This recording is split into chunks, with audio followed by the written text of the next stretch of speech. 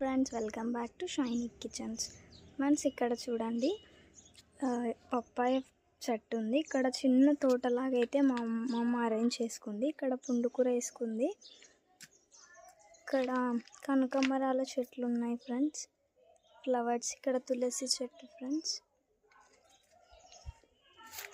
And ఇక్కడ వచ్చేసి పచ్చిమిరపకాయల చెట్టు ఫ్రెండ్స్. ఇది వచ్చేసి పుండుకూర ఫ్రెండ్స్. మల్లెపూల చెట్టు ఫ్రెండ్స్. చాలా అందంగా ఉన్నాయి ఫ్రెండ్స్ ఇక్కడ మొక్కలు.